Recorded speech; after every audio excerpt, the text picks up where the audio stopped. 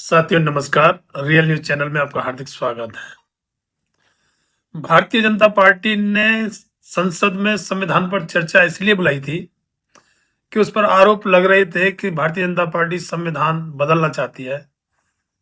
उस दाग को धोने के लिए बीजेपी ने संसद में संविधान पर चर्चा कराई, लेकिन वो चर्चा बीजेपी के गले की हड्डी बन गई। चर्चा के अंत में, तकरीबन अंत में, गृह मंत्री अमित शाह ने ऐसी स्पीच दी कि उस स्पीच के 12-14 सेकंड इतने गंभीर हो गए, इतने मतलब बीजेपी के खिलाफ चले गए, अमित शाह जी के खिलाफ चले गए कि देश में वही एक चर्चा रह गई। तमाम विपक्षी दलों ने उसके खिलाफ आंदोलन शुरू कर दिया और लगातार किए जा रहे हैं। और बीजेपी और अमित शाह जी ने भी उसकी गंभीरता को समझा, जिस पर प्रधानमंत्री मोदी जी ने लगातार 5-6 ट्वीट किए और उसके बाद में अमित शाह जी ने भी प्रेस कॉन्फ्रेंस करके अपनी सफाई दी। हालांकि जब 13 महीने किसानों का आंदोलन चला और उसमें बताते हैं 750 किसानों की मौत हो गई, तब अमित शाह जी ने कभी कोई कॉन्फ्रेंस नहीं की या मोदी जी ने कभी कोई ट्वीट नहीं किया। उसी तरीके से नोटबंदी में इतने आदमी मारे गए और बीच में काफी, जब पहलवान बेटियों के साथ में इतना हुआ, तब भी कोई प्रेस कॉन्फ्रेंस नहीं की या मोदी जी ने कोई ट्वीट नहीं किया। लेकिन बाबा साहेब के अपमान के मुद्दे पर मोदी जी ने लगातार 5-6 ट्वीट किए और उसके अगले दिन ही अमित शाह जी ने प्रेस कॉन्फ्रेंस करके अपनी सफाई दी। हालांकि सफाई में ज़्यादा कुछ नहीं हुआ, जिसमें संभावना थी कि वो उसके लिए माफ़ी मांगेंगे या खेद व्यक्त करेंगे या ऐसा कुछ करेंगे जो मामले को ख़त्म किया जा सके, लेकिन ऐसा उन्होंने कुछ किया नहीं और उल्टे यही कहा कि मेरे बयान को तोड़ मरोड़ कर पेश किया गया है, मैंने बाबा साहेब का अपमान नहीं किया। और साथ में एक धमकीनुमा बयान भी दे दिया कि इसके बारे में हम कानूनी राय भी ले रहे हैं और इसमें लीगल एक्शन भी लिया जाएगा। तो उसके बाद में अब तक मामला चलता रहा है। मोदी जी ने उसके बाद में अमित शाह जी के बचाव में कुछ नहीं किया लगता है। कोई ऐसी बात नहीं देखी गई जिसमें मोदी जी ने अमित शाह जी को इस मुद्दे पर कोई सपोर्ट दी हो। उल्टे राजस्थान की पूर्व मुख्यमंत्री वसुंधरा राजे से दिल्ली में बुलाकर मुलाकात कर रहे हैं, जो कि अमित शाह जी की और वसुंधरा राजे की अदावत बताई जा रही है। ऐसा बताया जा रहा है कि मोदी जी का ज़्यादा कुछ नहीं था, वो अदावत जो थी वो वसुंधरा राजे और अमित शाह जी की ही थी। तो वसुंधरा राजे से मुलाकात की जा रही है और वसुंधरा राजे भी बुक्का लेके वहाँ पहुँच रही हैं, जो कि उससे पहले मोदी जी के खिलाफ काफ़ी बोल रही थी। तो उन चीज़ों से लगता है कि मोदी जी ने डायरेक्शन चेंज कर ली है अमित शाह जी की तरफ से।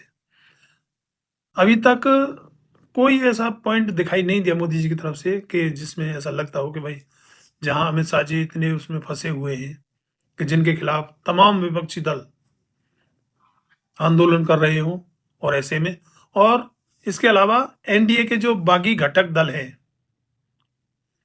उन्होंने हालांकि बाबा साहेब के मुद्दे पर अमित शाह जी के खिलाफ कुछ नहीं बोला है किसी ने, लेकिन पक्ष में भी किसी ने कुछ नहीं बोला है।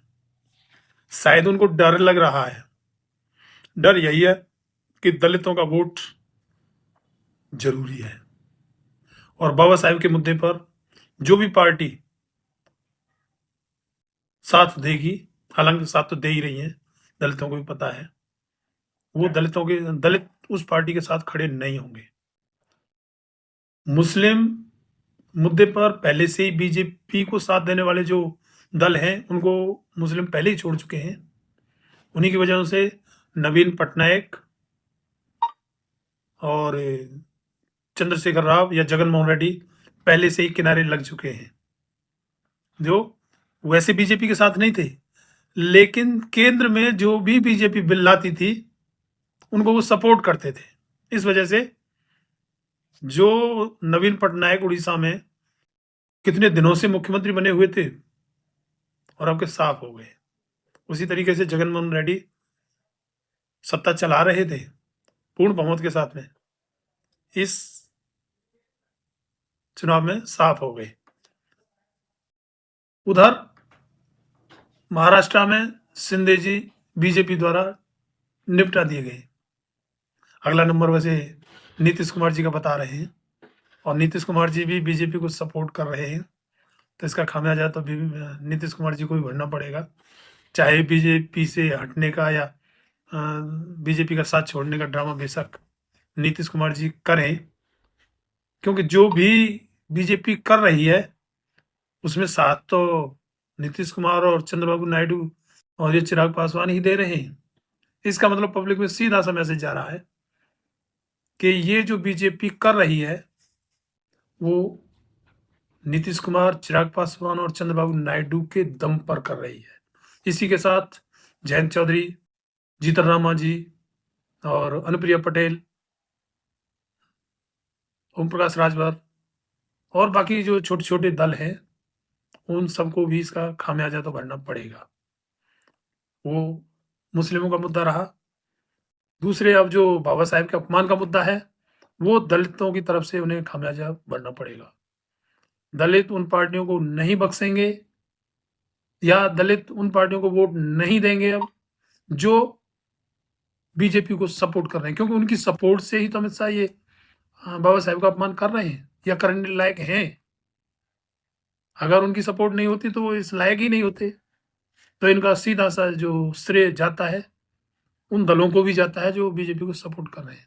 खैर वो पॉइंट अलग था, लेकिन जो लगता है कि अमित शाह जी इस पॉइंट पर, इस मुद्दे पर अपने आप को अकेले ही बचाते फिर रहे हैं, और जो एनडीए की मीटिंग बुलाई गई वो भी लगता है कि अमित शाह जी ने ही बुलाई, क्योंकि उस मीटिंग में मोदी जी भी नहीं आए और नीतीश कुमार तो घर आए ही नहीं। बाकी जो 40 दल बताए जाते हैं उनके साथ में वही 8-10 पार्टियों के नेता या तो उनके प्रमुख या उनके प्रतिनिधि वहाँ पहुंचे, और मामूली सा ही वो रहा, ज़्यादा कोई खास वो नहीं रहा कि जिसमें एनडीए का ऐसा भौकाल दिखाई देगा भाई सारा एनडीए साथ है, ऐसा भी नहीं हुआ। तो इस तरीके से लगता है कि अमित शाह जी को एनडीए ने भी अकेला छोड़ दिया है और मोदी जी ने खुद भी अकेला छोड़ दिया है। और ये जो बीजेपी शासित जो राज्यों के मुख्यमंत्री जिन्होंने प्रेस कॉन्फ्रेंस करके अपने वो रखे, तो वो लगता है कि वो अमित शाह जी का ही निर्देश उनको रहा हुआ। तो इस तरीके से लग रहा है कि एनडीए के घटक दल भी अमित शाह जी के साथ नहीं है। इस पोस्ट में इतना ही। पोस्ट अच्छी लगी हो तो चैनल को सब्सक्राइब, पोस्ट को लाइक, शेयर और कमेंट में इस बारे में अपनी राय जरूर दें कि आपको इस बारे में क्या लगता है। धन्यवाद। जय भीम।